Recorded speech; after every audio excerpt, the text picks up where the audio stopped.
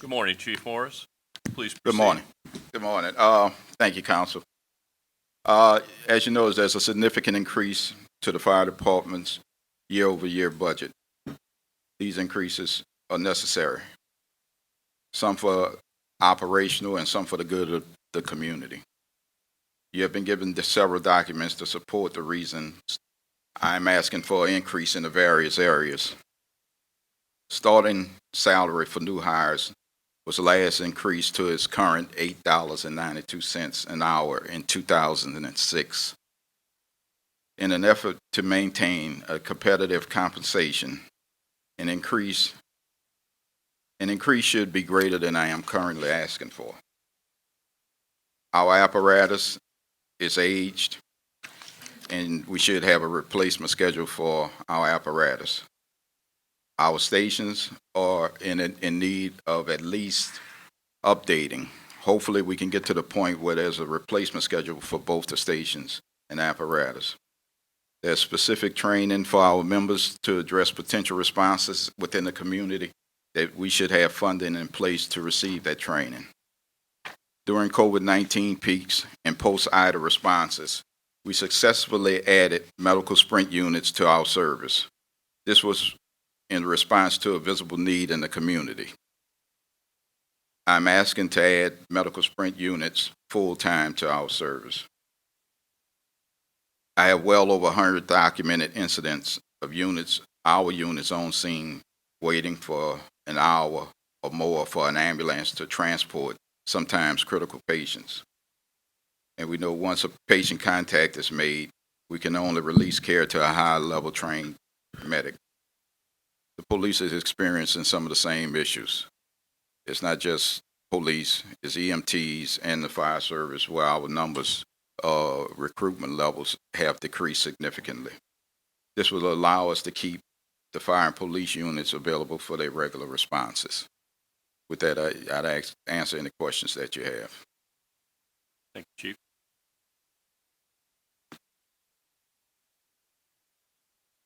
Any questions? Councilman Carroll? Thank you, Mr. President. Thank you, Chief. Thank you for all the guys that showed up today, the other firemen. Again, I would be remiss without saying that. Thank you guys for all the support that you do for the citizens of Kenner, particularly through Hurricane Ida and all the things we've done. The area where you guys always have to go beyond what you have to do. So I can appreciate that. We realize all of the challenges we are having, but you mentioned the sprint units to be able to support not only our citizens, but support the actual firemen themselves in case there's an emergency. So that is definitely something we have to look at. And I'm just going through a couple of things. I think our building infrastructure is definitely something that we as a city will have to fix or be able to maintain a schedule to ensure that we're not dealing with things that are causing the firemen and women to deal with extra situation where they should not deal with.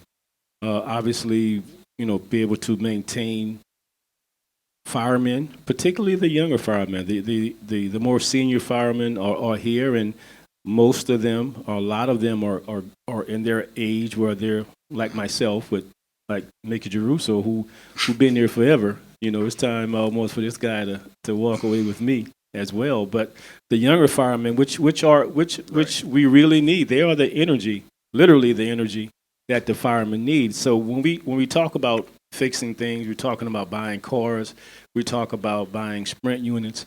And this is only my personal opinion, is that the adjustment for the younger firemen to be able to bring them up to a level of financial situation that is stable for them and their families. Correct. If I had to pick, and nothing against the older firemen, I think that is, for me, a priority. We have to be able to ensure that these young men and women believe that this is an opportunity for them to be part of something for the future. If I had to pick, that is the area personally that we should address immediately. That. And the others are important, but the priority should be for the younger officers to make them feel wanted, comfortable, and in an area where their families can depend on them as providers for their family. So, as we go through this budget, like the chief said, things could change within a couple of months. But that is just my personal opinion. We have to deal with that. There are different litigations that's out there as the city of Kenner with the firemen.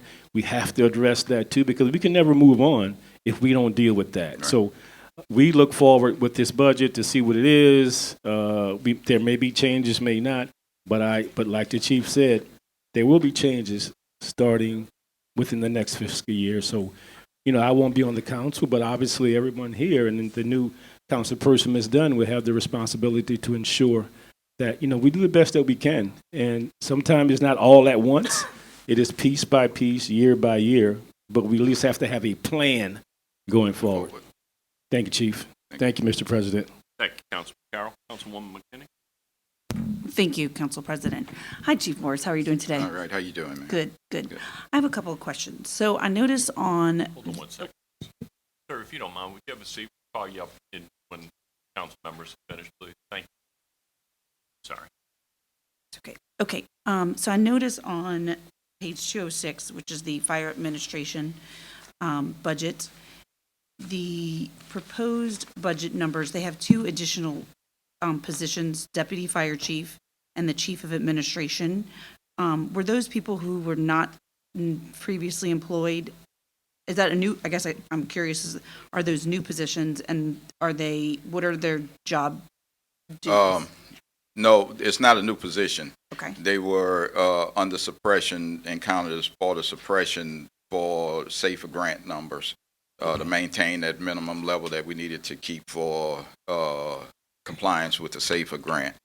Well, what they are is administrative positions. One is chief of administration. It was originally two, one to manage suppression side and one to manage the operation, the administrative side of the city. Well, the Civil Service Board didn't approve because of a violation of civil service statutes that chief administration couldn't supervise suppression.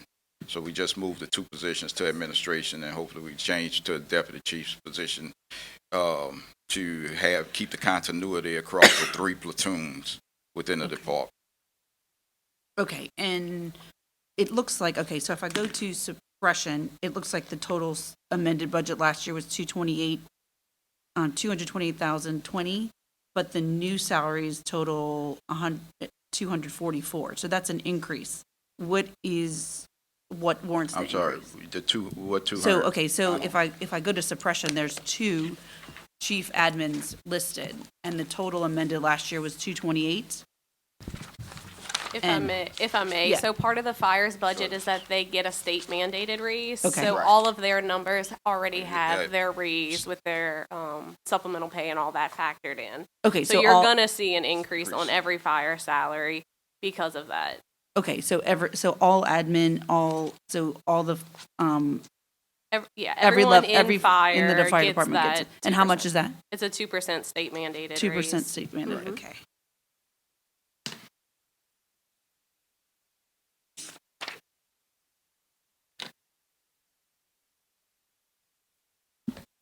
Let me I just trying to do the numbers. I want to make sure.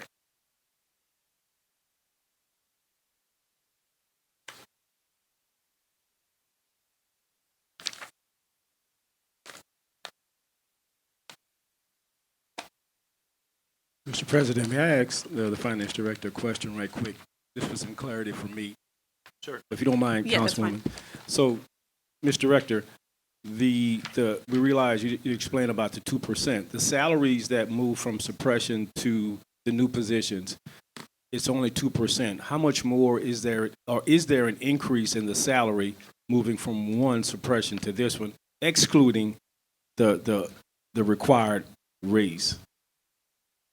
I'm not sure that there's any other increase. I checked one and I know it's. Well, if you add both the new salaries together, They- two They get state supplemental pay factored into their raise as well. So there's more, it's not just a flat 2%. So they get to factor in what they receive from state supplemental pay, and they Okay. get that added on top of their raise. Okay, because 2% for the total is only $5,000. So the difference is They get about $15,000. So the state supplemental is 15,000 about? So you would add 6 to what their base salary is and then give the 2% on top of that. 6%. 6,000, I'm Six- sorry. 6,000, Yes, they okay. receive 6,000 a year. Okay. Okay. That's a high raise. Okay. Let's move on to, I have questions on 208, page 208. There's a pay study adjustments, and I don't know if Liz or Ms. Chief Morris can answer that, but that's almost $2.9 million. What is included in that line item? Yes, so I guess get started with that. For suppression, Yes, it's under fire suppression. all right, that's part of the confidentiality stuff that we sent. We looking to increase the firefighter starting salary to $12 an hour Okay, from the $8.92. So Okay. that's where the bulk of that increase comes from.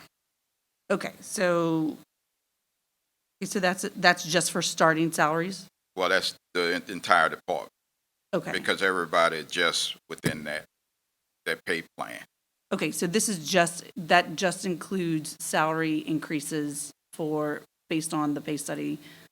Yes, Okay, so that does not include any additional trainings or anything like that? no, the No. trainings are another item.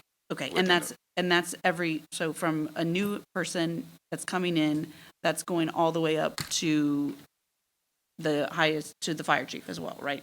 That includes pay adjustments? Not for Okay. the fire chief. Okay, so it doesn't include any admin? That's for the suppression side only. Okay, so it's only in the suppression? Well, side. Okay. let me correct this. Many positions within the fire service are connected to firefighter salary. So if you look at the statutes, like mechanics, dispatchers, all these individuals within the department is tied to the firefighter salary. Okay, so that So- includes it for so- dispatchers and? Right, Okay. those individuals. Okay, so everything that basically, so they will, So so the plan is to give them adjustments next year, is that? that's correct. Okay, okay.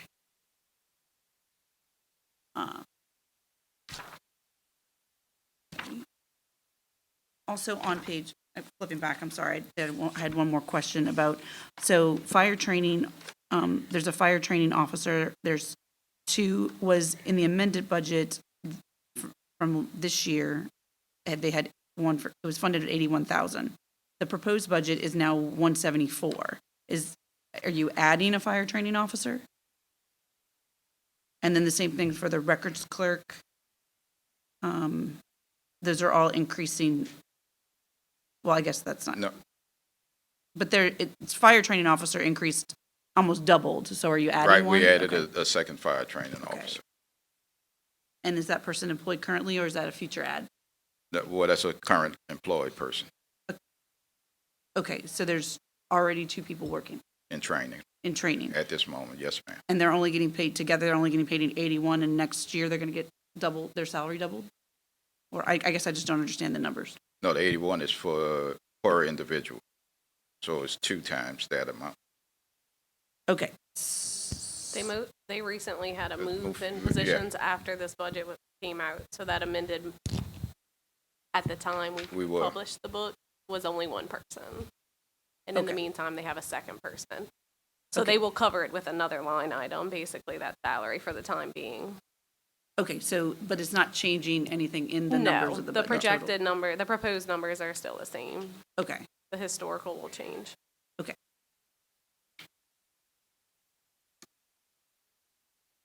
forgive me, because that's a little confusing, so that's why that question. Okay, and I see that the oil and gas is also increasing as a result, but not as significant as the police. Is the reasoning for that? I mean, That- That we are, you're increasing it, basically doubling it, but I guess you just don't have as many trucks running. No. Okay. Right. Okay. And then I have a couple of, I know you mentioned when you were talking about adding the EMT and the training. So how much is that going to cost to get everyone EMT certified at the basic level? And is that included in here? That's not included in this budget as an overall plan. The overall Okay. desire is to get everybody trained to the EMT level, but Okay. it's not a requirement for the job, the specific firefighter. That's a different area. So that's not funded in here right now? Where it's funded to staff the sprint units with the necessary personnel. Also included in there was, which is the goal, hopefully, that we could get it to the paramedic level of personnel, which we only have 2, 3 currently within the department. So those positions would be hired on a PRN basis. As we need those individuals, if we can operate at that level, if we're given the ability to operate at that level. Okay, So all the medical side, the increase in numbers is to bring in the additional personnel to staff the medical sprint units. And we've identified the peak times that we receive those medical calls, the actual number of calls that we experience, times with the lack of EMS transport units and stuff like that. So it would be a moving window of units where we'll have 2 units up during the peak times and then 1 unit during the down times. Of course, those are like midnight to 6 a.m. type times. and with regard to that, are you, so I know you're hiring firefighter EMT 6, that's in the budget, and then 2 Right. part-time paramedics. So how far along, and I know at the last meeting they mentioned about doing a study. Are we trying to do a study before we do this? We or- are so far down the road from putting an ambulance, a EMS service in. This is a fix for the problem with care to the community without that level of training, trained personnel. We are currently trained at the EMR level, which is basically O2, oxygen. So we're trying to increase the training, which is outside of the firefighter scope of service, that we would have to train those people in.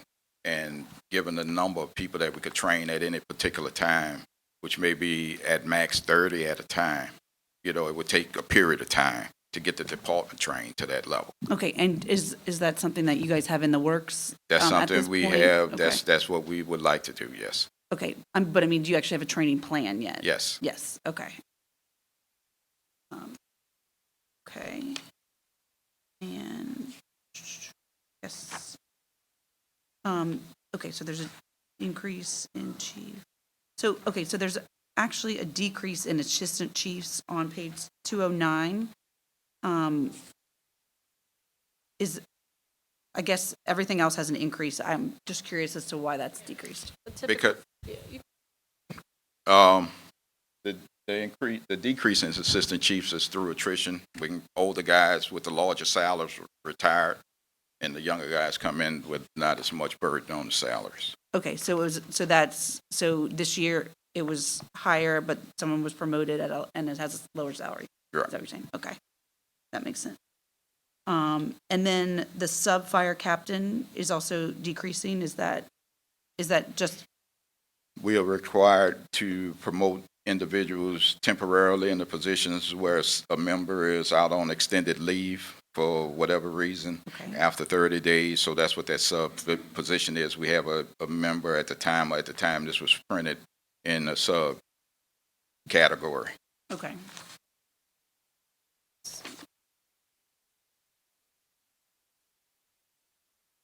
And then the fire communication officers and supervisor, that's the mandated increase from the state, correct? Yes. I don't have any further questions. Thank you. Councilman Brannigan?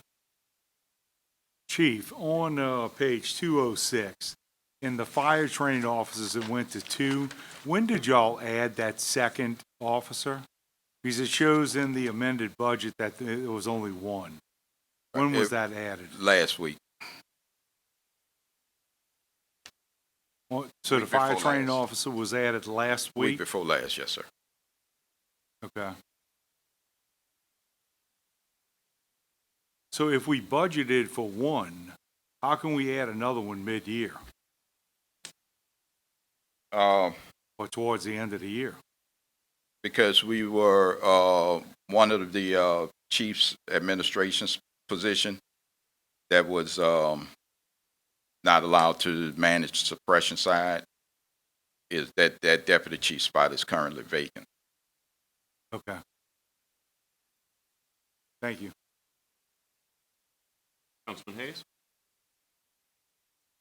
You mentioned EMS. How many EMS certified people do we have now?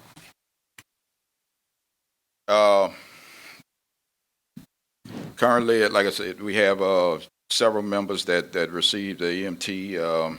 That exact number, I'm not, certain of. I know we have 3 certified paramedics. We have, quite a few of the new guys that's taken EMT and become EMT certified. Maybe, I want to say about 10 members, and whatever what's in the roster is not something that we track on the fire side of it. But the new hires that we've made in the last 2 years or so, all the new guys, I told them while I can't make them do that, I would like to see them become EMTs, because that's the direction that we're evolving towards as a fire service. As Chief Glazer said, we all in the emergency responders, EMTs, firefighters, police officers are short, and fire is starting to handle more of the medical side of the equation because of the shortage of paramedics and EMTs to staff the actual ambulances. So we're responding a lot more to those calls. So it's my goal and my hope that once we get there, we're able to do the best we can for that individual. But this is something you're trying to do in mass in terms of getting people to take that exam, that EMT exam? Eventually, yes, sir. I mean, it's a time consuming. It's not like we could bring somebody in and train the whole department within a month. You know, that's a graduated process in order to make that happen. Have we had success in passing that exam? I understand it's challenging. It is. It is very challenging. Several people have difficulty passing it at all. That's why I think part of the reason why we don't make it a requirement here to be that. It's more science based. It's basically like learning a different language and stuff with EMT, to understand the different terminologies and stuff like that, and understand where they fall into the process of treating people. So it's not a requirement. It's a desire that we have to get everyone proficient at that level. And as I said, that will be a time process. Thank you, Chief. Chief, how long does the course take? The EMT basic course is, I think it's, and I don't want to speak. What's the actual course? Because it changed over years. I went through it in '86. You know, and I think it was 80 hours EMT, and then you had to do clinicals and ride-alongs. So the overall portion was a few hundred hours at the time, less than 200. But I think it may have increased beyond that now to get training for EMT. You know, the paramedic level was, when I went through the paramedic program back in '88, '89, it was about over 1,000 hours that you had to have class, clinical, ride-along times in order to receive that training. That's why I say it'll take a period of time in order to get the department to that level.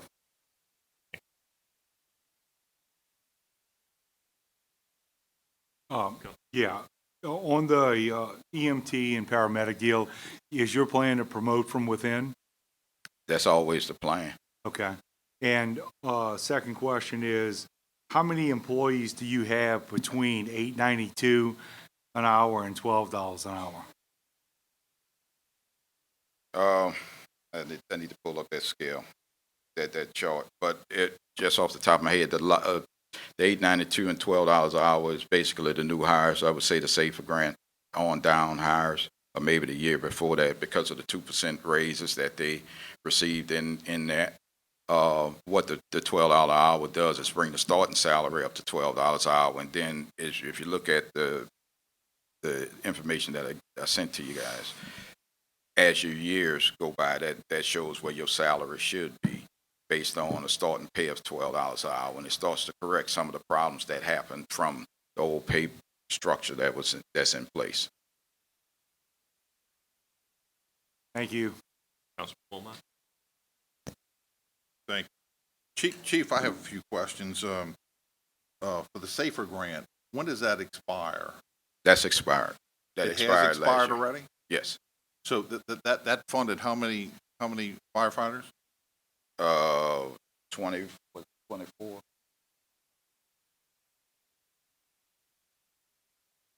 27. 27, so we no longer have that funding available No. for. Okay. And what company did the pay study? PMI. PMI? Resource, yes. And who were they? Can you give us a little that's- background on? That's Mark Wineski. He's done several of those studies and plans for several departments in the region, and he's, has withstood the court challenges that come along with addressing pay issues within the fire service. Okay, and right now, our pay is $8.92 per hour Starting salary, yes, start, sir. Yes. and they're recommending what? They're not making any recommendation. They just build out the pay scale based on the criteria that I gave him. So he's not making a recommendation for the pay scale, no. Okay, in this budget, Chief, what is being presented for the start? $12. Well,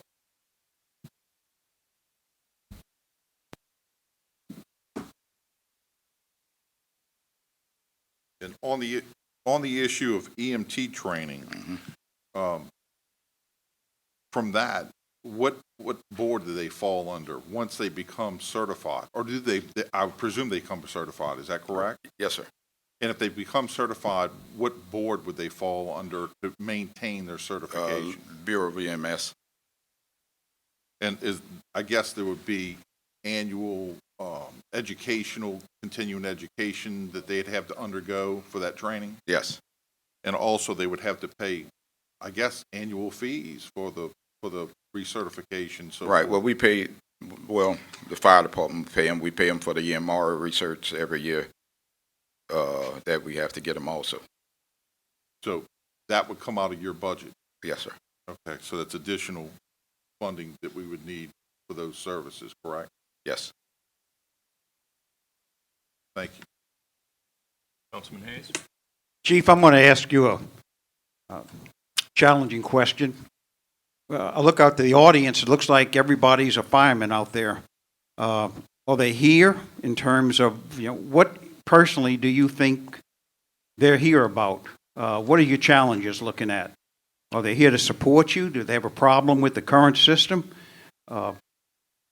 There was already a speaker. I'd like to try to hear what the speaker had to say, but I find it very interesting that everybody here has a fire shirt on. Why do you think that is? Well, I think it's in support of pay increases for these guys, working conditions, equipment, training, betterment of the department as a whole. As I look around, everybody in shirts, not employees of the fire service, they may be in support, family members, but they're in support of their loved ones and stuff like that. So the fire service as a whole, guys give up a lot in order to do the job, time away from family members, birthdays, holidays, stuff of that nature, where they are required to show up for work and protect the community. And their family members have a vested interest in them doing that. And they need to have the proper equipment, proper training, proper living conditions, proper salaries in order to make their families feel maybe just a little bit better about them making the sacrifices that they make. Well, we surely appreciate what you do for our community, and I'm going to be interested to hear exactly what you have to tell us. It's very important, and I appreciate y'all being here today. Thank you, Chief. Thank you, Councilman. Councilman McKinney? Yes, thank you again, Council President. I just have, I guess, in our discussion earlier about the EMT, the certification, is that just an option? Because there, I mean, to me, from a perspective as someone who becomes a firefighter, I've obviously not a firefighter, but if I would, my goal would be to be a firefighter, right? Or to work, with as opposed to being an EMS. If I was an EMS, I would join the EMS. And I'm concerned about, shifting the focus to EMS training and providing that we'll lose the firefighters that actually want to do it to the EMS services, because as you said, there's a shortage. Are there any concerns, and what are the incentives for them to stay within the fire department as opposed to leaving and becoming an EMS and using that training that we're giving them or encouraging them to take and going to that, to a different profession that may be less stress or, I don't know. That, to me, that's my concern in terms of, kind of moving and providing that extra training. What is your plan to mitigate that risk? We talking about the fire service as a whole. I think every member that joins the fire service has a desire to be part of the fire service. EMR became part of the fire service some years ago, emergency medical response, because there was a need for the medical side, and the fire service is generally the first ones on the scene anyway. So we started creating that level of care, which is a basic level of medical care, because we're there probably faster than anybody else, any one of the other services. So it's just a desire to be able to provide a higher level of care. What we're looking to do with this is relieve the stress from the fire trucks responding to those things, and some of the guys doing that, not as a full shift for them, but just as part of their normal rotating duties, as well as being compensated appropriately for that while they're spending that time doing those services. So I don't think any one of the members that's currently in the fire service will jump ship, so to speak, to go to EMS to do that. I think we run a greater risk, and we have seen it, and I have seen it in my time, my tenure here, members leaving to go to higher paid fire departments, not to higher paid EMS systems. Okay. And is that a problem? I heard that there are actually newer, so the newer employees are leaving. So, Yes, ma'am. Okay. That is a problem. Okay. And hopefully we can start to address that With the issue. pay- with the pay- issue. Okay. Yes, ma'am. Thank you. Councilman Carroll? Thank you, Mr. President. Thank you, Chief, again. Just a couple of more questions, and I'm going to try to this phrase or structure my questions pretty much not so much meticulously as Councilwoman McKinney, because she's a cost analyst, a budget analyst, and she tends to look at things line item all the way down. I am not as meticulous.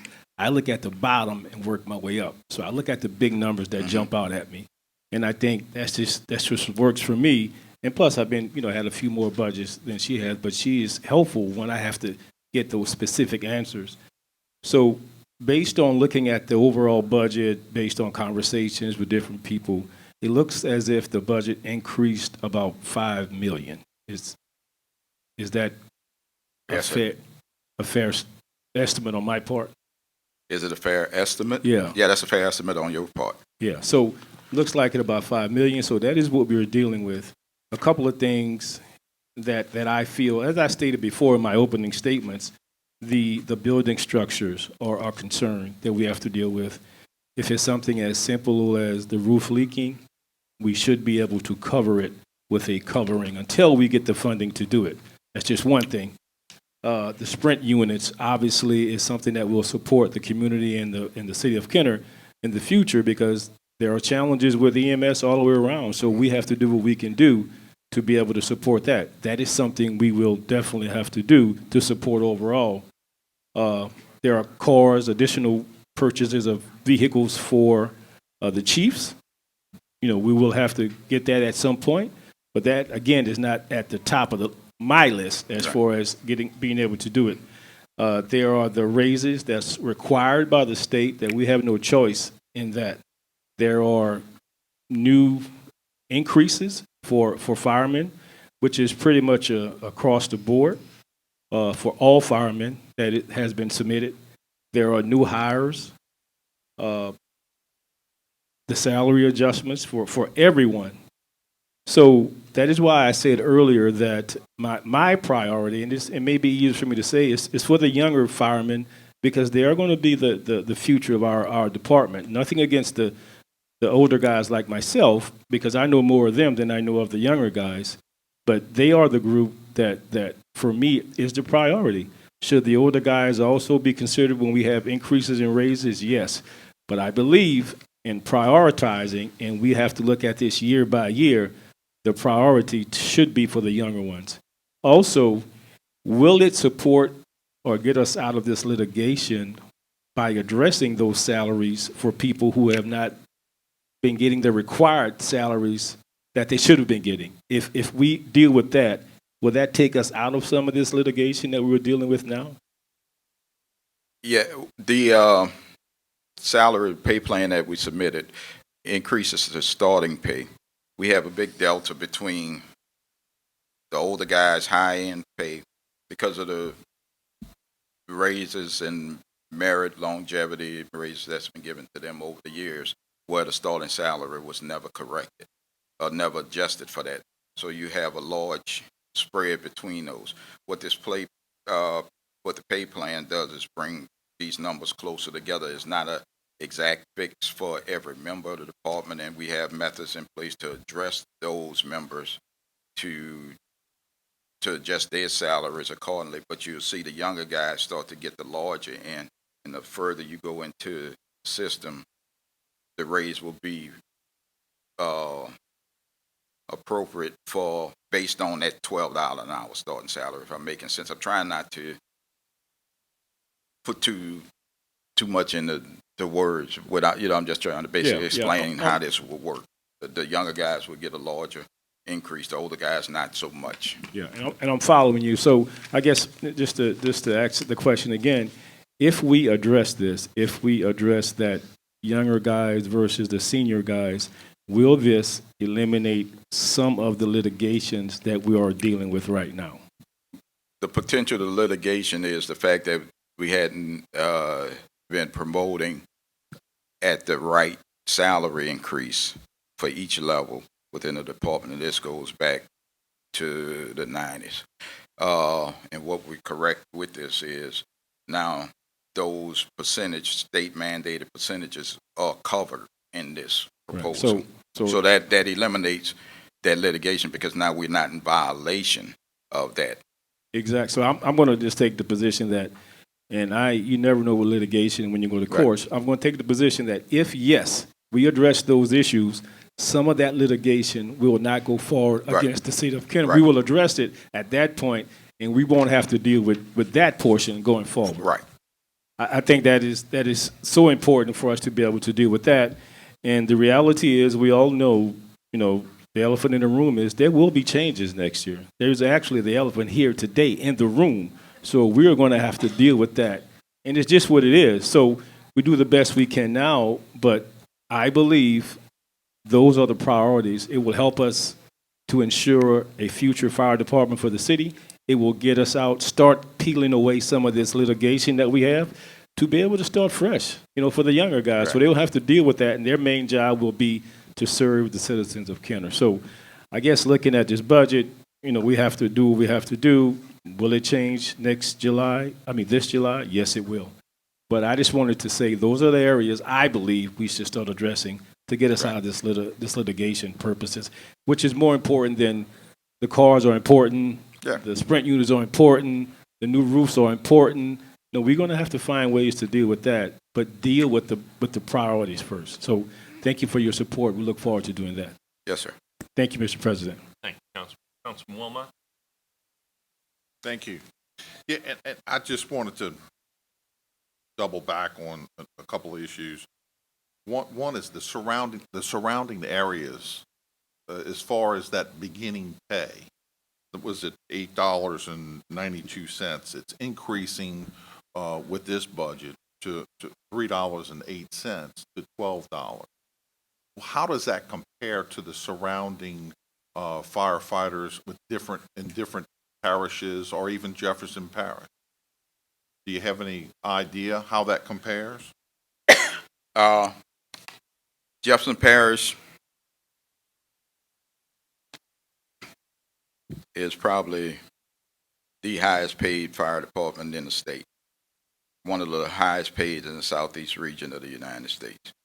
So they are more of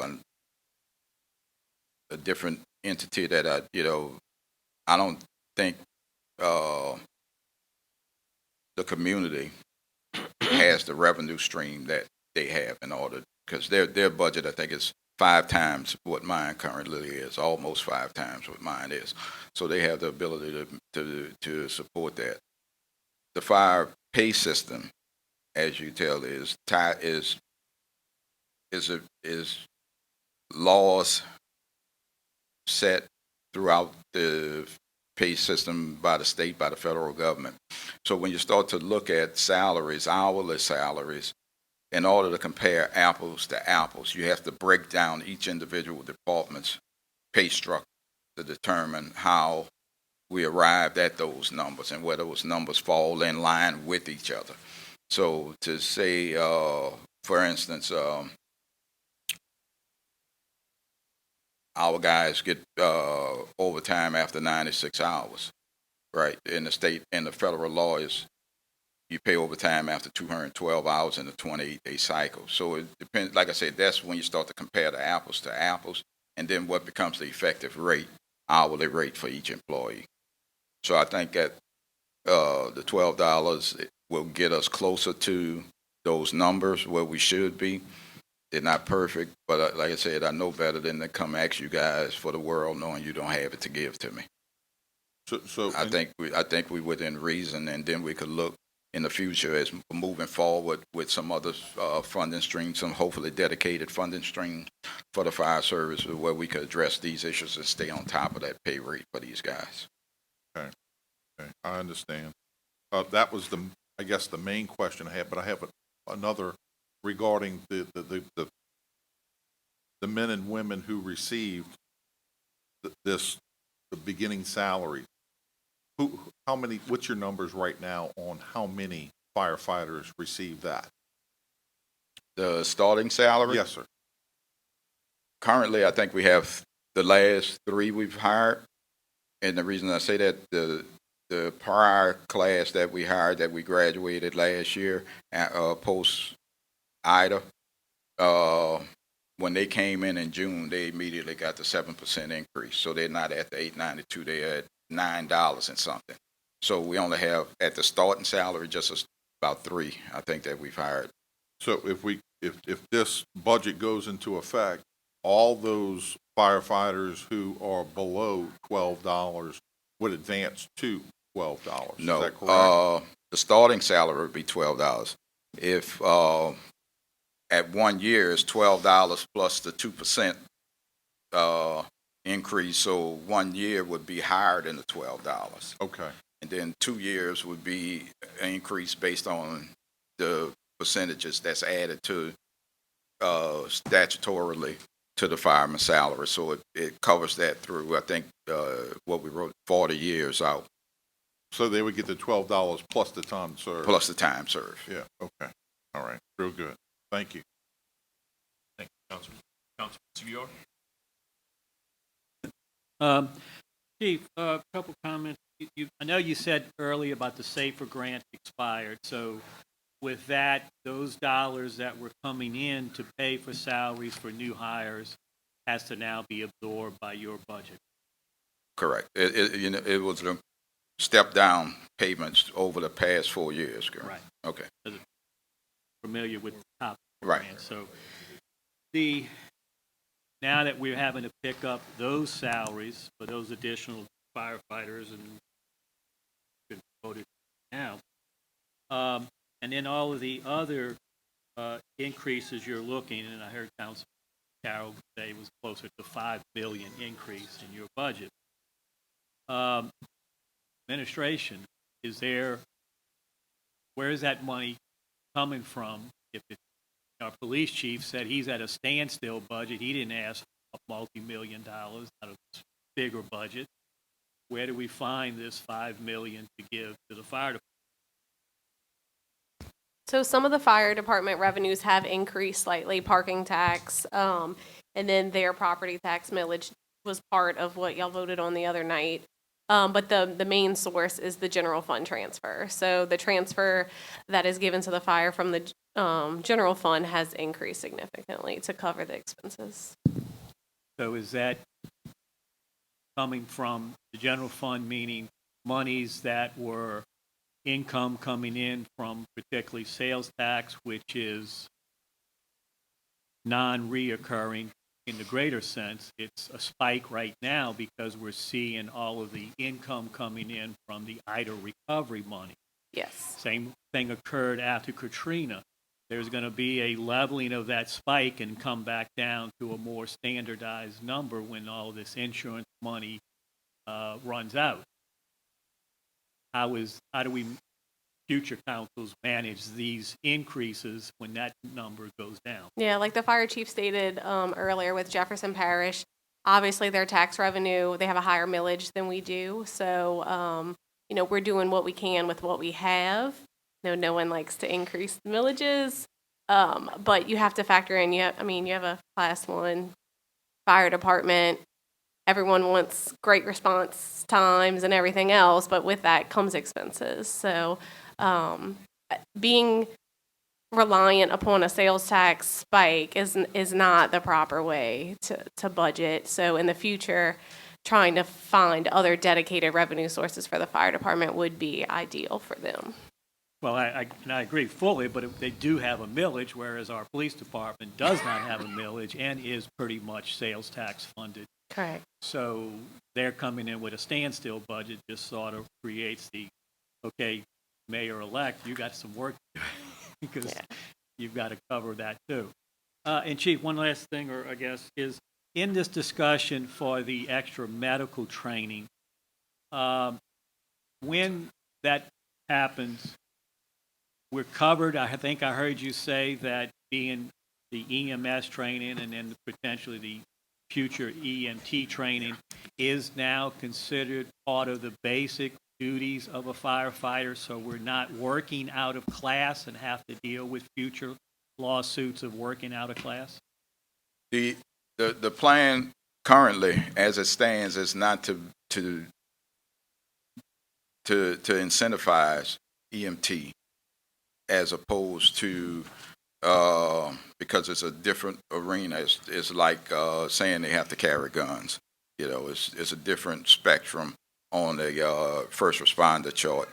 So, and it would be more of an incentive-based functioning segment of the department than required type segment. Well, and I appreciate that, but I guess I'm still trying to determine if you get people who are EMT trained, and it's not just the additional personnel, if you're asking, it's more than that, firefighters, correct? Correct. So if a EMT hired personnel is not on duty and you want to fill that and you go to a firefighter who is EMT trained, is that working out of class?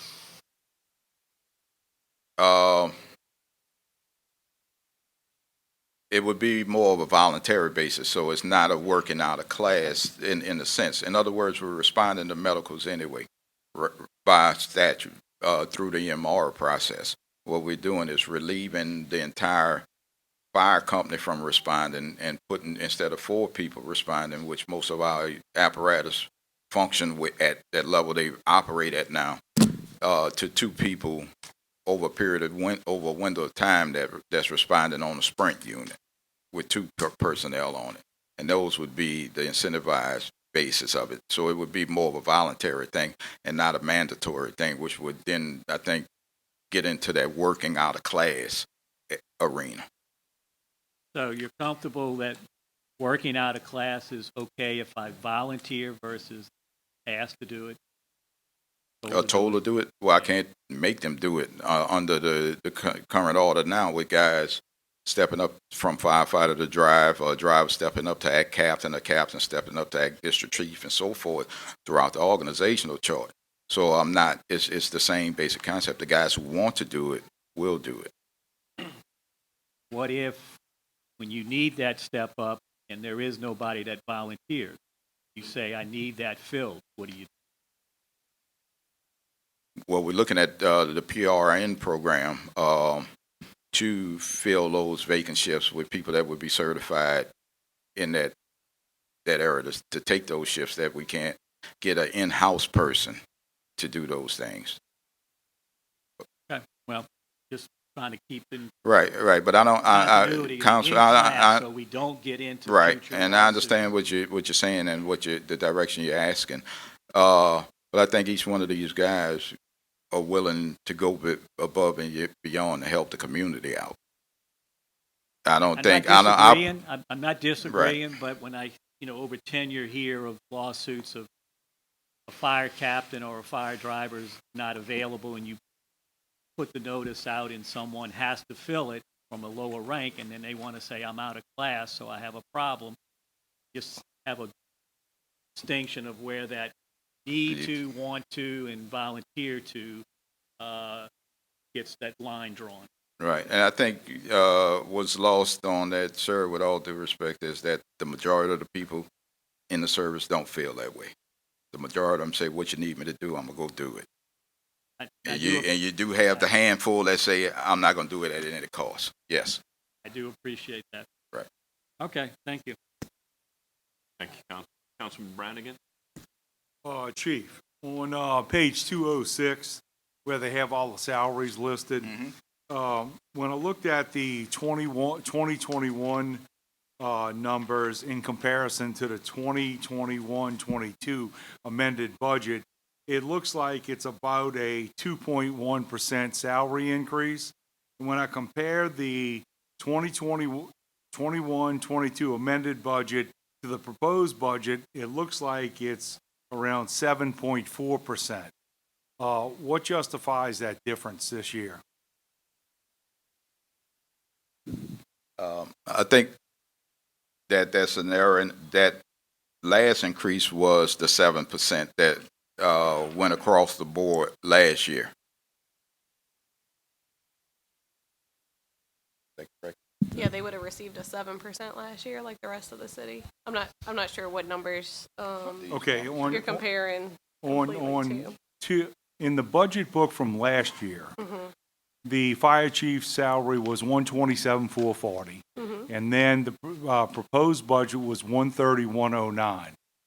So then in this year, it's got $130,109, and then it's got $139,637. Was the calculation done incorrectly on the amended budget?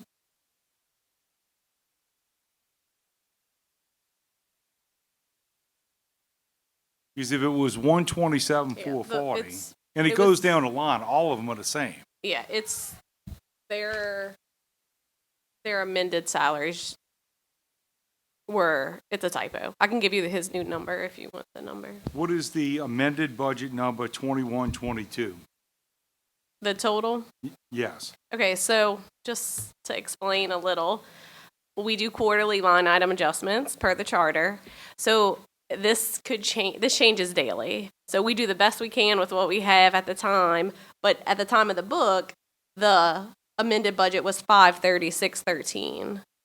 But obviously, they added a systems specialist this year. That wasn't in last year's budget. So he had to cover that from another line item. So that's where you're going to see the increase. It's not always going to match. I know what y'all are trying to compare last year's budget to. But because we do quarterly line item changes, it's going to continuously change. Okay, but if they got, last year, the increase was 7%, correct? Yes, that's what I'm saying. These individual ones are incorrect. I can give you the new number if you want, but it doesn't change the actual budgeted numbers. That's an informational page.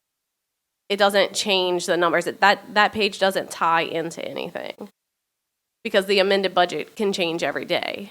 So we do the best to try to give you an explanation on if something's increasing so that you can just compare. If it's a new position, if someone's getting a significant raise.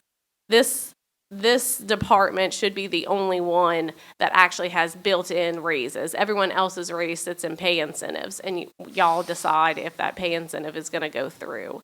So if you see an error anywhere else, it's just a typo. But for them, their increase is built into that page. So I know it's confusing, and I'm sure I'm doing a terrible job explaining it. But I mean, for his salary is $136,781.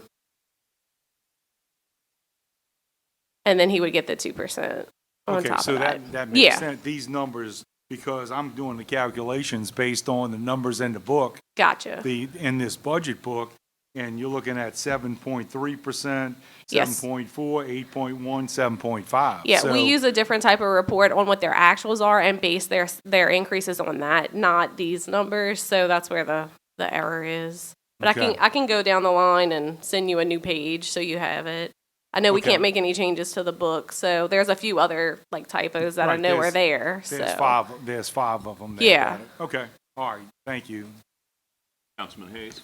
Well, looking at 206, obviously, for the 21-22, deputy fire chief, chief of administration, they're not even included. So I mean, it's $250,000 right there. yeah, so So- they got transferred in from You know, suppression. So. We're asking these questions from an outside view. We know nothing, obviously, as much as these people out here in the audience know about the fire department. I think everybody, including the general public, should have comfort that for the first time, we're going to have a fireman sitting here on this council. So I think it's going to be very meaningful in terms of what the council is understanding as we go forward. So I see he's standing up. Maybe he's going to say something.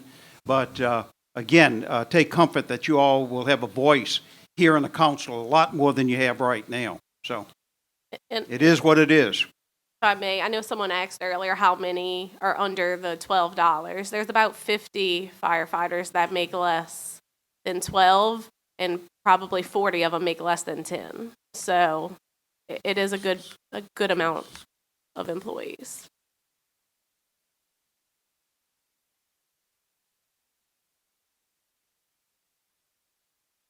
Councilwoman McKinney. Okay, thank you. So I have a couple of questions now from other people asking questions. So can you tell me how much of the general fund was taken this year to fund the fire department for 2021, 2022 so far?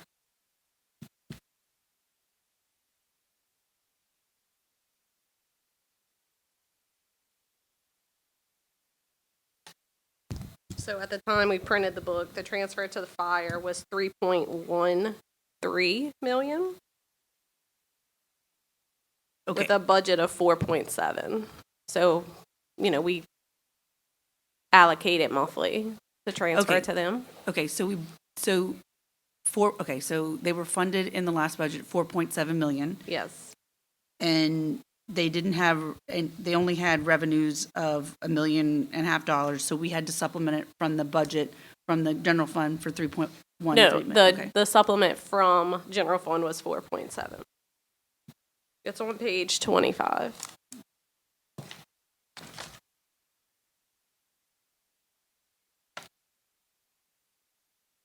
Okay, so is that above and beyond what was budgeted?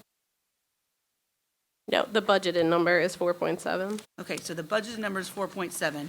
We've transferred 3.2 so far, Okay, so 3.2. but we're expected to hit close. It looks like we're going to be a little, we don't need to transfer quite as much. We might be around 3.5, depending. I mean, anything could happen in the next Okay. 2 months, but Okay, so I guess I just need to understand, we budgeted 4.7. Did they already spend the 4.7 and we added 3 million? Or is the 3 million supplementing the 4.7? Do you understand what I'm saying? What 3 million? The 3.2 million from the general fund. So the money We from budgeted 4.7 to Okay. transfer to fire for the whole year. Okay, We allocate monthly, so we're up to 3.2 million. Okay. So we're projecting to get closer to just the 4 million, okay, so they're going to be under budget by we believe, yes. Okay. So the fire has dedicated funding, correct? Yes. Okay, and how much is that? So for this year or For last year, like the year that we're in right now? 5.7? 5.7 million? Mm-hmm. Okay, so they have dedicated funding of 5.7 million, Yes. and they're budgeted 4.7 million last year. General fund transfer. Okay, so fire, Okay, so on page 201, you have total revenues for the fire department, 5.7. You got Okay. other financing sources, 5.4. That's from general fund and then their sales tax portion of the homestead exemption. Their total expenses were 11.1 million. okay, 11.1 million. Okay, so, and that's just this year. 21, 22, yes. Okay, and then next year, their budget is estimated to be 15.3. 15.3 million, okay. So we only have a dedicated funding of 1/3 of the amount that they actually spend. Yep, and the 6.3 rest is- million. Okay. And is that ratio been the same from 2019 to 2020 and 2021 to 20? I would know, have the to past 2 check, but I years? would say no, considering the expenses are going up this year significantly because of the pay study. So, Okay, typically we were transferring about 4.6, and that's gone to 8.4 now. okay. Okay. Okay, so that answers those questions. I have a couple more questions based on what you said earlier, is that these line items are constantly changing. That, to me, that doesn't, if it's I know you're truing up every 20, every quarter, but these salaries should remain at least static throughout a year, correct? If they have vacancies, then no. If people are continually retiring at a higher rate than the person's coming in, you would have surplus in your salaries. If you have a vacant position, depending on how long in the year, you would So have does that extra not require, sources. okay, does that not require some type of amendment to come? No, it's a to line true item. up? It's changing inside the department. So Well, but they- if it increases, right? If the line item is increasing, over 5%, yes. If the total budget Okay. changes 5, either way, up or down, we have to do an amendment. okay. But if a department is just covering expenses from within its department, they can do line item changes. It Okay. doesn't need to go before the council. Okay. It would just be if we needed to transfer something between departments, the council has to approve that. So between departments, so if. Yeah, I can't cut from finance to give to the mayor's office. That would have to come before you. But if I need to cover something from my department with another line item, then the mayor just signs a line item approval. Okay, and it has to be, so anything, because some of these, so like between fire suppression and fire administration. It's all the same department. Okay. They can so move that's all- within it. Okay. Okay, so that makes sense. And then there was one other question that I had. In terms of this,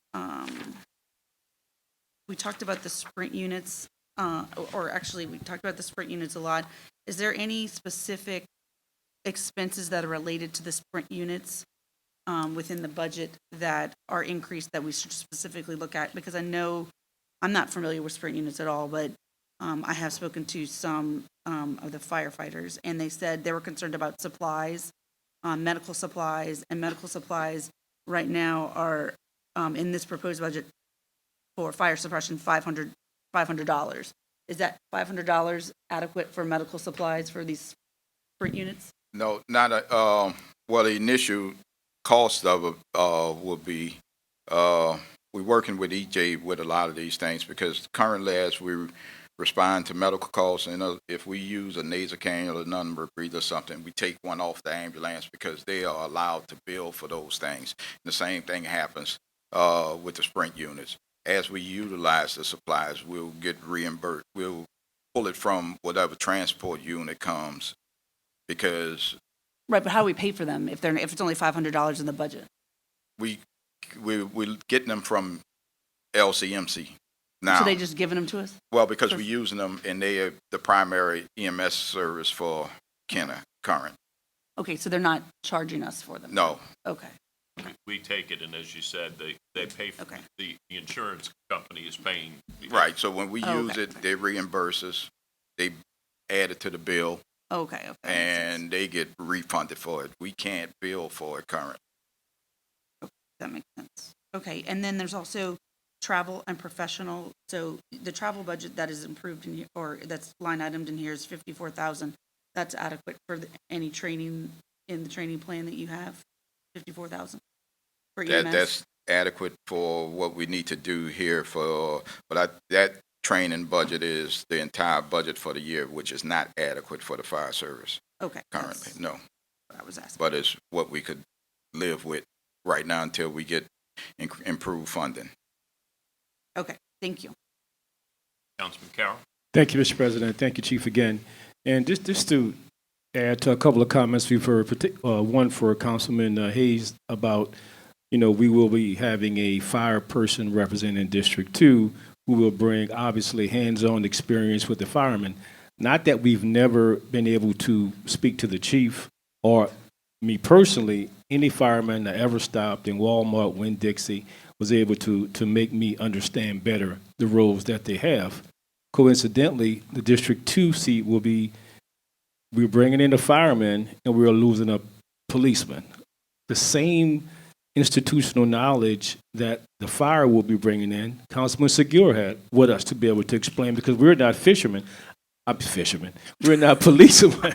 But, it is something that happens through the course of the council. But at the end of the day, like it is for our families, we, the council, will have to be able to adjust to the rising costs. And to that point, my point is, as Councilman Segura said, the police chief, with Mr. Vanderbrook and Chief Glazer, said they only went up 150 based on gasoline and something else. Well, just to be fair, that their budget is not constrained, and maybe Mr. Vanderbrook can just raise his hand to approve. The firemen are mandated yearly for a state for employees increase. Is that correct, Chief? Yes, sir. So you have nothing to do with that. You could submit a state standstill budget, but it will increase because it has to increase. Whereas, Mr. Vanderbrook, that is not the case with the policemen. Is that so? Let's not compare those two. It will be the job of the new mayor, for the chief, for the council, just like it is for all of us as family, fathers and mothers. We're going to have to do what we have to do to ensure we are providing fire and police to the community. So it just that's why we get paid these big bucks, to be able to figure that out. So that is the challenge for all of us. Thank you, Chief. Thank you, Mr. President.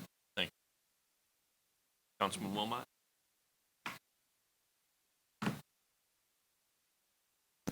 And I'm not sure if this is going to be a question for you, Chief, or Ms. Herring. I'm not sure, but I'm going to ask it. What portion of your budget is not salary, or is salary for I guess it's non-mandatory? Does that make sense? I'm not. In other words, you have mandatory increases with the state, correct? Yes. Okay. What is non-mandatory in salary increases? Besides the pay study, nothing. No one else is getting an additional raise. What's built in is just the state mandated raise. There's no additional raises built in. Yeah, when you look at going from $8 and whatever it is, 92 cents, I believe, to $12. That's the pay study line. So that's the 2.85. That's 2.85. Is that what we're? Yeah, so on page 208, the pay study adjustments line item, that is where that is built in. Okay. $2,855,200. That's. I just wanted to make sure that's clear.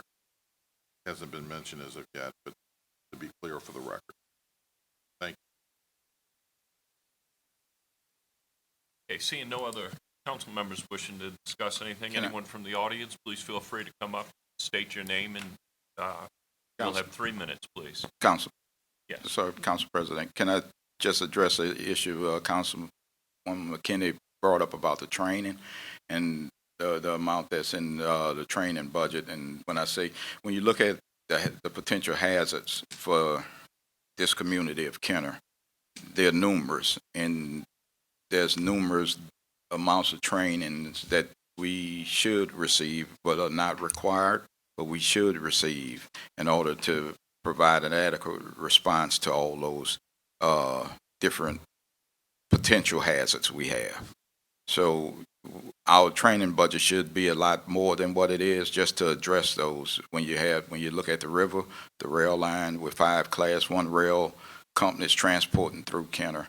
You have the chemical plants on the west bank with a good south wind always blowing across the river. We have the airport. We have a fuel farm. We have the interstate. We have the lake that we're always making rescues on the lakefront with these things. So, is that budget adequate? No, that budget is not. It isn't adequate to get these guys trained. So when they respond to these particular incidents, they know what they should be doing and should not be doing. So that should increase also, but it's not there this year. Okay, thank you. Yes, sir. Matthew Hotard, District 5. I'm also the president of the Kenner Firefighter Association. I'm going to start my 3 minutes. I have something prepared, and I'm going to run through that, and I would like to address some things that I feel like have been misrepresented up here. So first off, I want to thank everybody who's in this audience who's wearing a shirt or is here to support us. It means a lot, and it's actually overwhelming to look back in the audience and see this many people. I think it speaks volumes about our fire department, and hopefully not only you as a board, but our current fire chief, our current administration, and our new incoming administration knows that we have this much support. So it means a lot. So thank you. We're going to have a few speakers today, but I would like to address some things before the ball gets rolling. There's been a great deal of talk about implementing more medical service to the city via the fire department. To ask this of a department that is barely able to function properly as a fire service is and will be detrimental to the city for a multitude of reasons. We do not have the certified manpower to support such an endeavor, and to bring in outside personnel, which is being proposed to fill these gaps, would not only kill station morale even more, but it would exacerbate our retention issues. This wouldn't be fair to the men and women of this department, and most importantly, wouldn't be fair to the communities that we serve. There is a way to bolster our medical services, but we do not believe that this is it. Not being able to put our best foot forward should not be an option for a Class 1 department. We have all spoken briefly on this $8.92 an hour starting pay. This, for lack of better words, is sad, and I know that our chief agrees with us, and hopefully you agree with us. We somehow expect people to take this job, put on a Class 1 shirt, put their lives in the line, and then stay here with below average pay. We aren't even close to being competitive with surrounding departments, as stated, and we are losing employees at an alarming rate. Our promotional rates don't even meet state minimums, and we are now referring to captains and chiefs as financial burdens. And they are the bread and butter of our department. We have had a retention issue here in Kenner, and will continue to have a retention issue here in Kenner, and it seems like it's getting worse. We are simply asking this. Please look at us as husbands, wives, fathers, mothers, boyfriends, girlfriends, brothers, sisters, sons, and daughters. See us for not only the services we provide, but for the lives we are trying to make for ourselves and our families. See our dedication and our ability to run towards danger when most are running away. Please see us as people who have lives and families and responsibilities, but also the willingness to risk everything if it means saving a life or lives. It is our job, our career, and our calling, and we are damn proud of it. It is our hope that everyone else here sees us the way that we see ourselves. And then a couple things, so thank you. And a couple of things, when we talk about this medical budget, we are not opposed to doing this if it is done the right way in the future. But we are talking about $2.9 million, which is going strictly to salaries, which our chief stated. We right now have 3 paramedics on the department. 2 are chiefs. 1 is about to retire. We have 1 working paramedic that would be able to get on that truck. We also have a medical director that we brought on that I didn't hear that was in our budget, and I'm not sure where that is. I'm not sure exactly how much we pay him. The list goes on, and I know that I'm up, but I just really hope that you look into this budget and you look and see where the money is going, and our needs that we have right now are just top tier, like Councilman Carroll said. Thank you for your time and your comments, sir. Thank you For your service. Yes, sir.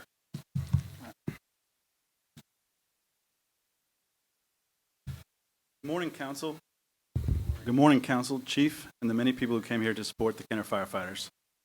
I'm the Kenner Firefighter Association Vice President, Nicholas Zalvo, as well as a driver-operator with the Kenner Fire Department going in 9 years. I've come here today to discuss the dire straits in which our department is in. Our firefighters are on the daily asked to firefight with an aging fleet of fire trucks. NFPA 1911 recommends that a fire truck should be taken out of frontline service in 15 years.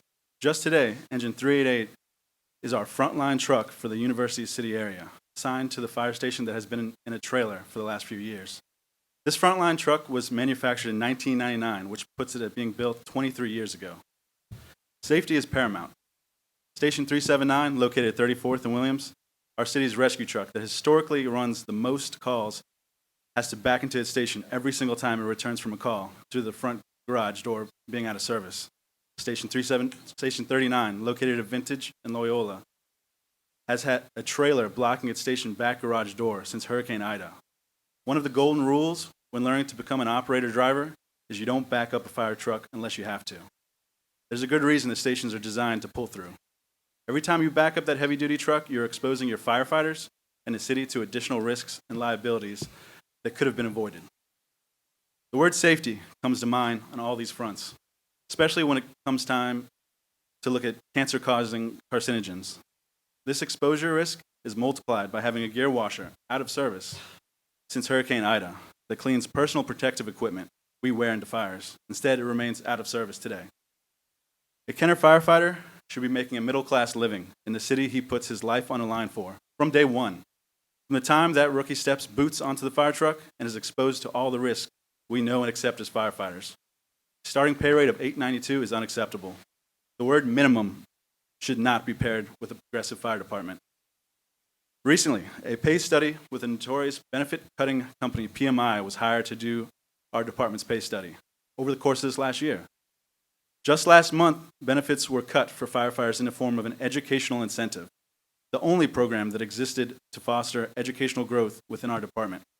I asked that an educational incentive program be brought back in some form or fashion as an hourly increase, like many of the other surrounding departments do. A program that will drive this department and its firefighters to a higher education and a better public service for the citizens of Kenner. A pay matrix being forced from PMI would turn its back in the form of potential raises on the captains that lead and mentor our younger firefighters. As our captains are asked to increase their educational requirements, so should their ability to receive financial compensation. The fire department's proposed budget has outlined 2 part-time paramedics being hired from off the streets, not from within. I ask, what will happen the next hurricane comes? Where will this part-time paramedic's priorities be? Not with the citizens of Kenner. It'll be wherever their full-time paycheck comes from. We currently have 2 paramedics, one that is not a chief and that will be riding a truck. This fire department's budget has also outlined 6 firefighter/EMTs. I had the unfortunate experience of being a student in a Kenner Fire Department EMT class 2 years ago with roughly a dozen of other Kenner firefighters, which manifested into nothing but months of my wasted time and the city's wasted expenses, as this class was never come to completion. Sir, I'm sorry your time is up. Appreciate your comments. Thank you, sir.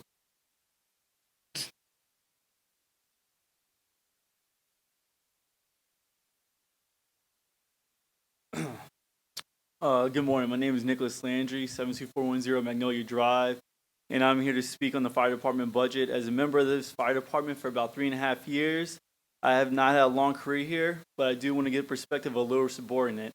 I came in with a class of firefighters that was broadcasted as Kenner's biggest recruit class ever. But since then, we have lost many members to fire departments on a career path. This is due to not the lack of passion or love for the job, but mostly the neglect of personnel, gear, equipment, and stations. We're underfunded department, and at times unprepared equipment-wise. Instead of shelling out money for the proposed increase in medical units/personnel, I think it would be better used for department members' pay and especially equipment on top of that with the pay increase. Many fire members have at least one job set aside, if not more, to provide for themselves and their family. Me, myself, I'm about to married and about to have a child. And for my my insurance, for my to add my wife and child to it, it would be about 36 to 40% of my paycheck every pay period. Not much for a 3.5-year guy. Not only is our equipment out of date and disrepair, but if the need arose for a trench rescue, which we have with all these canal projects, rope rescue or hazardous scenes, which we have a lot of those. We have a lot of hazardous potential issues that could always arise. We didn't have the sufficient tools or equipment, therefore we would not be successful in that and have to call for mutual aid every time, which is not acceptable for a Class 1 department. I've been on training, and deployments for the USAR team for Task Force 9, which was started a couple years ago. And we had multiple vehicles, boats, and equipment failures just from our lack and horrible equipment. And most of the time, the city of Kenner can only supply us members. That's it. We can bring a vehicle. We can't use that vehicle because it's going to fall apart, and it happened during Hurricane Laura. Rescues are consuming, and these precious moments matter. Like I said, this mutual aid thing, it's not something that we should depend on every single time. It is vital, but not every single time. And these issues are not from a lack of speaking up or not a lack of proper forms put through. That's done. It's just they've never been really answered or talked about in depth. I put in a whole bunch of forms to try to get better equipment. I'll say I'm proud to be a firefighter, proud to serve the city of Kenner. I'm proud to come in every shift. I have not dreaded one day coming to work. I'll drive that causeway. I do not mind coming in. I like working with everybody. It doesn't matter what shift I go on. I really like working with my brothers and sisters. I like to know that. And since this department and coming aboard in 2018, there's been multiple positions put up top. I think it's necessary, and we need to obviously care more about our backbone, which is lower subordinate firefighters. Thank y'all. Thank you, sir.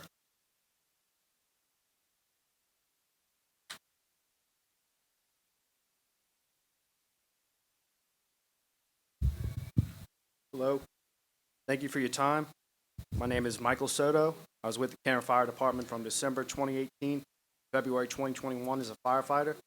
I'm currently with the Jefferson Parish Fire Department. I came here today to support my fellow firefighters I worked with in Kenner. I was not asked to come here.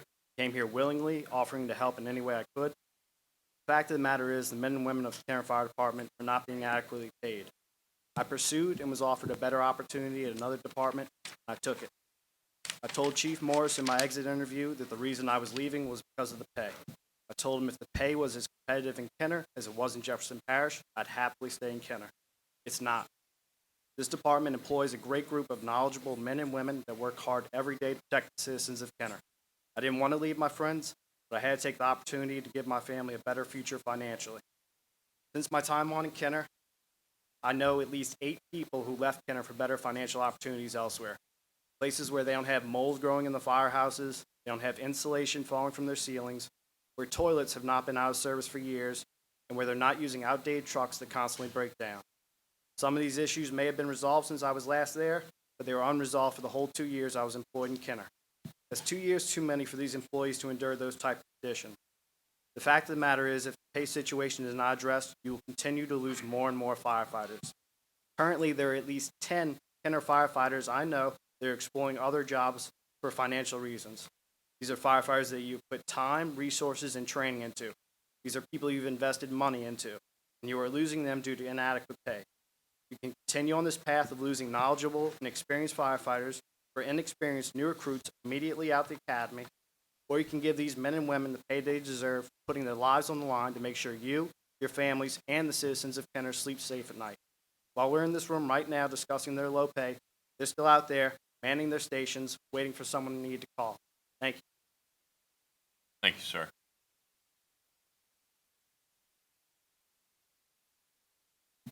Hello, my name is Brian Wanzlak. I'm a firefighter with the City of Kenner. I'm just here to finish Nicholas Zalva's statement.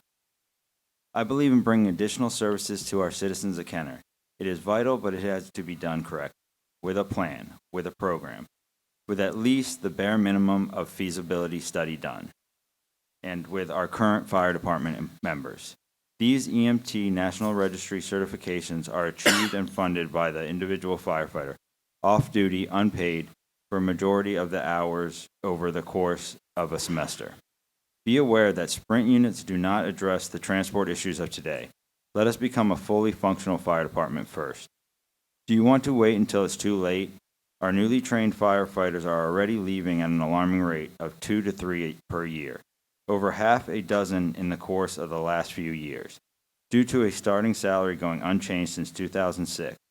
Let's not forget to mention we all know a story about a fire department where they have lost a fellow firefighter due to substandard conditions, and it wasn't until then change happened. Fire department should not be just another statistic on that front. It's time to turn a neglected fire department that for generations has been underfunded and undermanaged into a progressive and competitive department. It is my hope that the City Council, City Administration, as well as the Fire Department Administration work with our Kenner Firefighters Association to achieve just that. Thank you for your time and your attention. Thank you. Thank you, sir.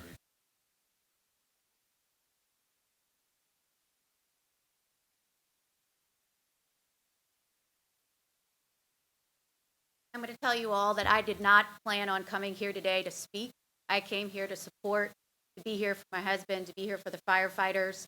And in listening to the debate between City Council, between the chief, I realized that there were a few issues that I think that as a wife and even as a citizen of Kenner should point out to this board for consideration. Number one, we've talked a lot about the starting pay of firefighters. Yes, it's $8.92 an hour. There's been a mention of they get a mandated increase. Has anybody ever done the math on 2% of $8.92 an hour? It's not a shocking amount of money. Has anybody compared that with the cost of living increases between 2006 and 2022? It's huge. So these men are not even catching up to cost of living increases on a regular, routine basis. They are constantly underpaid for years and years, and it's compounded. And as a wife of a fireman, I can tell you that it affects our household, but I can tell you that what is also overlooked is the sacrifices that they make for that pay, right? Everybody can say we love a fireman. Everybody can say that. Anybody can say. It's easy to say. We love the trucks. We love what they do. But do we understand what they truly sacrifice? Christmas, holidays, all of these things that they give up with their family to do the job that they signed up to do, which they happily do, right? And they will continue to do. But they should do it at a rate of pay that is fair to them. Now, in listening as a citizen, I'm a little bit concerned with some of the comments on the budget itself, right? We have these increases in pay. For example, one of the councilwomen brought up a particular increase, for example, to the chief of administration and the deputy fire chief. I think it was from 228 to 244. At the 228 budget, the state supplemental pay, if it's included in the 224 or 244, excuse me, would have been included at the 228. And so 2% of 228, if you're just lumping those amounts together, is a lot less than what's been requested. But yet in the same breath, these men have not had a raise since 2006. So is that to keep up with the cost of living? Then why aren't we keeping our firefighters up with the cost of living, right? So we have that point that is important, but also important is talking about this EMT requirement or not requirement, the option. As you heard one of these men just say, and I say testify, but come up here and speak about the incentive pay being revoked, right? These men were getting paid some additional small amount for extra training that they went and obtained. And that has been taken away from them. But yet you're going to tell them, oh, but we'll incentivize you if you become an EMT. I question, what's going to happen with this EMT program when somebody wants to be promoted? Yes, it's not going to be a requirement, but will they lose out on a promotion because they don't have this training? So that is a concern. And I think that there needs to be more transparency there. And for right now, it's just not there. And so instead, what's more important is focusing on what these men should be paid and what is a actual living wage for these individuals. And you talk about the bread and butter, the chiefs, the district chiefs. We can't leave them out, right? So somebody that's been working there 20 years who hasn't gotten a raise all this time, who's worked their way through at a less than livable wage, all of a sudden we're going to say, oh, so sorry. Yes, I do understand the importance of focusing on the firefighters, need them, but we shouldn't lead or lose the people that are actually the ones training these young men either, and women. Thank So, you, ma'am. Your time thank is you. up. And the only comment I have to make on your comments, you did very well. Talked about the sacrifice that the firemen made, and I think we all appreciate and understand the sacrifice of families. So thank you.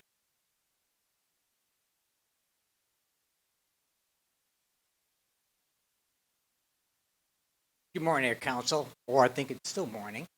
My name's Ronnie Schwartz, of course, 2008 Iowa Avenue, Council District 2 elect. 3 minutes, 3 hours. It's going to take days to go through this budget. There's so much in here you haven't even scratched the surface on. So we'll definitely have to think about it come July 1st. Mr. Mayor? Hello. I'm sure I'll work with you really strong, and we'll take care of the firemen. I'm sure that's not going to be an issue. Just got a little question for the chief over here, if you don't mind. We're no longer under the SAFE agreement, correct? No, that ended this past year. So it ended this past year. Yeah. You said that it was required under the SAFE grant to have an administrative assistant and a deputy chief? I never said that. You was required to maintain a minimum number of suppression members, not administrative members. So why do we hire these people? The deputy and assistant, or to the deputy to administration? The two chiefs of administration came in as part of suppression with the SAFER grant to reach the minimum level that they had to maintain in order to receive the grant. Well, I just asked you if it was required, you said no. It's not, they were under suppression at the time, right? We just moved them since they're no longer part of that number, nor are they required to be because our staffing level has increased. We moved them under the administration where they should be, reflected in the budget. So, I mean, you got these extra chiefs. I know the department has increased. Council, when I got hired, I was employee number 31. Now we have 120. Greatly increased. I know you need one assistant. You don't need two. I know you could use one. You got another person for training that's in here. Actually, you don't have a training chief. You just have a training coordinator. I think if you're going to make that position a chief's position and not a training coordinator, to get that individual time and credit for what he's doing, because he trains the whole Kenner Fire Department in-house.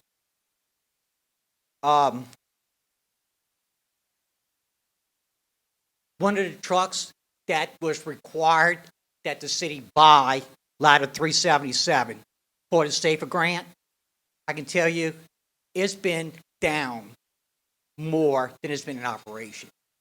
Currently, it's been down at least a month, would you say? 377? It's been down quite a bit. Quite a bit, right. We're required to have that truck in operation. Have you reached out, tried to get that truck repaired yet for bids? That truck has been under repair several times. Right now, you got problems with the hydraulic system. Has that truck going out for bid to be repaired? That truck should have been out to bid for repair. I know one of the chiefs of administration handles the apparatus side of the house. That truck has been in disrepair forever. Let's get some of it. That truck was here when I walked in. Yes, the it door. was. Yes, Okay, it was. It wasn't your fault. It's not your fault. And when I saw that, that's not that wouldn't be my choice of vehicles, but I wasn't here to make that decision.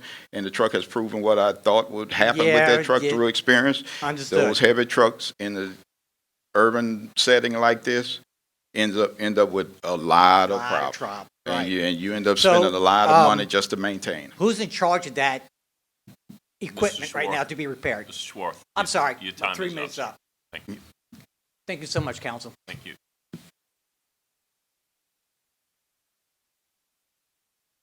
Anyone else wish to address the council? Please come forward.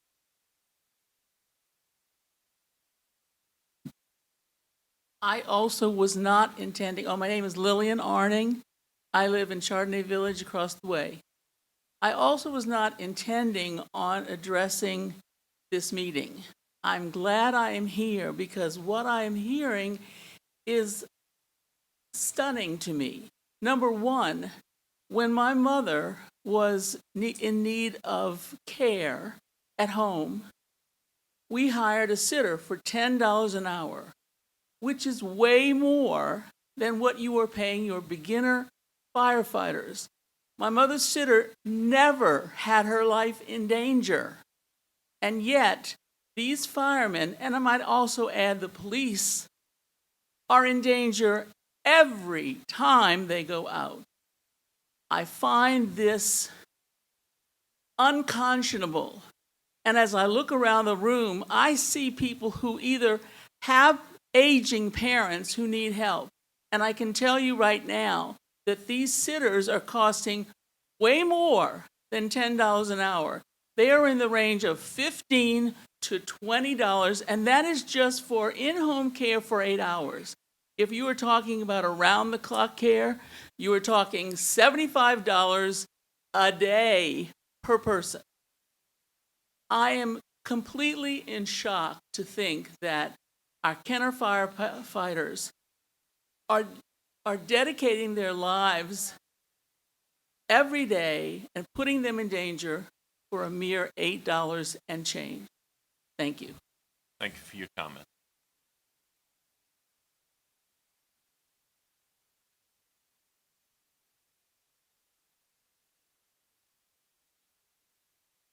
Morning. Morning. Hi, my name is Aaron Mishler. I'm the president of the New Orleans Firefighters Association. Just here in support of my brothers and sisters in Kenner. Speaking to the microphone a little more, please, sir. I can answer a couple of your questions about surrounding areas and how much they make. We went through the same process. Our firefighters were starting at $10 an hour. And the reality of our times right now through the COVID pandemic is everyone is looking to hire people. It's not just police departments and fire departments, but we're in competition with restaurants and any other business in the city and around the country. So we were at $10 an hour, and we were losing some of our best and brightest to other departments. Actually, you got one of ours. Y'all stole one from us. But they were leaving in droves, and it was something that we had to address. We were actually in a state where we were closing engine houses because we didn't have enough people. It was unheard of to lose a firefighter to a resignation to leave for another department in New Orleans, and we were losing between 5 and 7 a month to go on to other opportunities. We addressed this with the mayor, and we had certain things that we were working through. And we were, like I said, we were in a part where we were closing engine houses. And one of those houses that were closed for a day, we wound up losing a life. And your chief can actually speak personally on that because even though he wasn't on our department anymore, he was out to lunch with another retired firefighter, and they pulled the woman from the building. She wound up dying a little while later because we were understaffed with people leaving. The mayor finally caught on to what we were asking about, and we wound up raising our pay from $10 to $15 an hour. That was a big jump and a big hurdle for us in New Orleans because New Orleans has the same problems as everyone else in the area with income coming in, especially during the pandemic. Revenue's down, but public safety is the last place to make cuts and the first place that you need to look to expand because we do show up for everybody, no matter what. And when we show up, it's the worst day of that person's life, and we have to be there. And we don't take that responsibility lightly. So I thank you. And what I know of Chief Terrence Morris, I worked personally with him for years. If he's asking for it, he's a fair, and yet he's pragmatic and practical with what he asks for. So if what he says he needs, he's done the homework, he's studied, and he supports his guys and knows what they need. And I would appreciate y'all taking heed to what Chief Morris is asking. Thank you for your comments and your service, sir.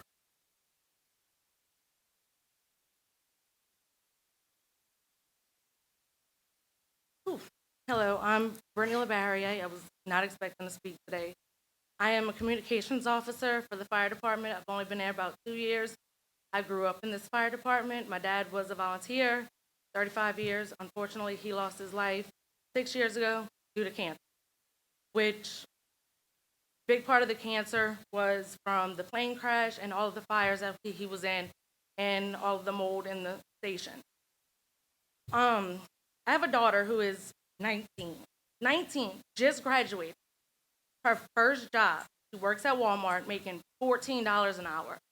Full benefit, work full time. She's 19, just graduated. These guys risk their lives every day. I've seen it firsthand. I have lost many family members that are firemen. And try not to get emotional. It's really touchy to me. These guys deserve more pay. I have quite a few firemen in my family. They've worked with Chief Morris in New Orleans. I have a cousin who wanted to come to Kenner. Then he looked at the pay, and he's now with St. Bernard. That was going to be another firefighter that we could have, that his dad works in New Orleans, is about to retire, and 3 of his uncles. Nobody applies to be a firefighter for the pay. Nobody says, oh, I want to be a firefighter because of the pay. When I took my job, I didn't even care about the pay. I wanted my job to help, and that's what these guys do. Every day, they put their lives on the line, like my dad did. Thank you. Thank you, ma'am. Thank you for your comment.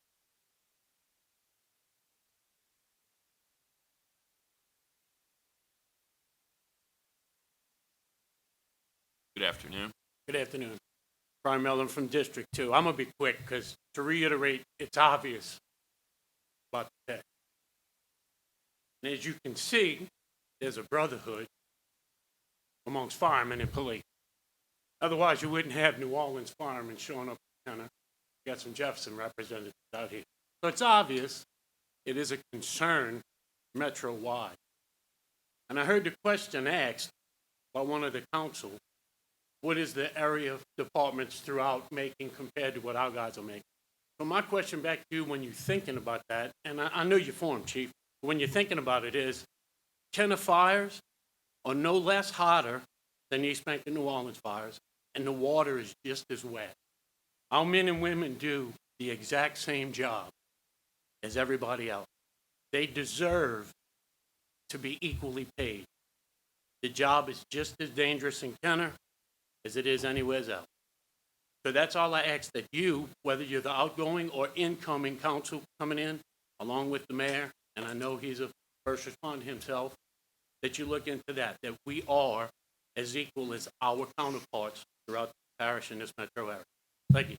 Thank you, sir.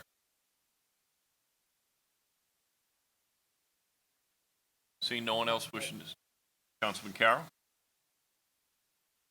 Thank you, Mr. President. And I'd like to first thank all of the citizens, either from the city of Kenner, Jefferson Parish, or New Orleans that came today, because, this is what this is all about, to be able to come in, to express your concerns, to share with us your ideas, what you feel, and how you feel it affects you, your family, and our community. Without that, we have nothing. So thank you for coming in and doing that. I also like to say that, as a councilman who's been here a number of years, that all of the antiquated equipment that Chief Morris is under, Ms. Fauché, Mayor Zahn, it was there when I was on the council and before. So those situations are there. It is no one individual fault. If anything, it's our fault as a whole for the people before us not addressing that. So at some time, you have to address that. Also, I think I've been pretty clear with my opinions about the salary for particularly the younger firemen, but it is something that we as a council and the future council, the new mayor, the fire chief, and the firemen is part of. We all have a part in getting this done. As my grandfather used to say, a high tide will raise all ships. So we all have a part in doing something particularly to address some of the litigation, some of the pay raise for the younger guys. We have to do that because we all want that. We all want that. Every person on this council and before want that, but we have to make tough decisions. I think the new mayor coming in is the type of person and the attitude will make the tough decisions, and the council will have to follow suit to make the tough decisions to do it. Because one of my objectives and one of my concerns always have been on the council is we are the city of Kenner. We are incorporated with our own police department, our own fire department, and our own EOC. Now, do we have to have a fire department and a police department? No, we do not. But we are better as a city to have our own. So those are the challenges for the new chief, the new mayor, the present mayor, and the council to ensure that we will have those for the city of Kenner. Not that JP can support us, but everybody is more comfortable with having your own. You know, mother may have, father may have. That pretty much additive. So we are better with that. We have to make sure we have that. Even with the EOC, we actually fall under the Jefferson Parish. But it is comforting to the citizens to know that we can call our own EOC who will address it immediately as opposed to waiting for the parish that has 400,000 people, East Bank and West Bank, to have to address. So we all understand this, but the biggest thing is we all have a role in this. Every fireman, every policeman, every councilman, the mayor, and all. We have to sit down, figure this out, and like I said, it will be a tiered, a stage plan, because it all can't happen over once. We have to prioritize it and be able to move forward to support, again, and I hate to be redundant, the younger firemen coming in who are not adequately compensated. That is where it starts right there. And it will take a few for us to get going, but that's what we have to do. And again, thank everybody for their comments. That is the task before us. And I'm sure we will do something. We will do, the new administration, the president administration, the new council, to address what we have to do, along with the support of the firemen and the policemen and the EMS. Thank you. Thank you, Mr. Council, President. Thank you. Yes, sir. 14 Maywood, Destrehan, Louisiana. Operator Dustin Bynum. My questions is regarding the training officer. We got an email stating that the criteria for that position, at no point in time were we advised that that position has been filled until today. So all the men and women that may have wanted that position or put in for that position, it's already gone. What if I told you if that position was solely created to save somebody's career? Because this administration did exactly what we told them not to. A spot up there was supposed to be done by promotion. We advised them that ahead of time, and they still did it the way they wanted to do it. I just think y'all need to investigate some things a little bit further. Thank y'all. Thank you. Comment. Councilman Wilmot. Thank you, Mr. President. Yeah, and I just wanted to comment on a couple of things. First and foremost, the folks that are here today, we really, all of us appreciate your attending today, and your presence is noted, even though you may or may not speak. And we appreciate all those who have come up to the podium and gave information, important information. That's all fantastic. We need that input. It makes a difference to us. So when we're reviewing the budget, such as we're doing today, we have a good understanding of your profession and those things that are near and dear to you. And it makes it important to us. And yet, outstanding presence in the audience today. So thank you from New Orleans, Jefferson Parish, and of course Kenner. That's all outstanding. So thank you for that. And also want to make a comment. I know Mr. Miller mentioned a minute ago, the fires are just as hot no matter where it's at, whether it's Jefferson Parish, New Orleans, or Kenner. No question about it. The surrounding areas, though, we do need to look at the pay. Just as a budgetary matter, we're looking at $2.8 million in new salary adjustments. That's huge for our little budget. So we have to look at things and understand exactly what we're looking at. So it's no question, we realize the importance of this, and thank y'all for coming today and expressing your concerns. Thank you. Thank you, Councilman. Yes, sir. Good afternoon. I'm Paul Ostringer, New Orleans Fire Department. One of the things that struck me this morning coming in here was the number of people from New Orleans Fire Department that showed up. And those of you that follow anything in the media over the last couple of decades know that they've endured quite a bit of hardship, from 20-year back pay suits, you name it, equipment closures. So for these guys to come out here and speak to the Kenner situation says that there's some gravity to that, okay? They're not strangers to having problems and would identify if something was petty. One of the biggest concerns that I would have in your situation is the loss of incentive pay, because that affects the guys that are on the squads or the rescue company. The old adage is that when the public has a problem, they call the fire department. When the fire department has a problem, they call the rescue companies or the squads. Losing that incentive, particularly, as Chief pointed out, who I had the privilege of working with in the city, is going to be a huge thing, considering you have an international airport, the rail yard, all the things that Chief Morris mentioned. Not to mention, you all are fortunate to have a relatively large influx of new people that came in within the last couple of years. You know, that's a morale issue as well as an operational and safety issue. Some of us remember Pan Am 759, things like that. All of those extra billets that were filled in job descriptions from extrication, whatever, all played a role in that. God forbid we have another incident like that. I wish that we had incentive pay and guys that were trained in all the other disciplines that the rescue companies or specialty companies do. I thank you for your time. All that. Your comments, sir. Thank you for your service. Madam Clerk? Fire Oh, Department's presentation? Can I, just one last closing statement? I appreciate the way the audience, the attendance here in the audience to show support of the fire service. As I said earlier in my comments, that to bring these guys to a $12 an hour level is not what it should be.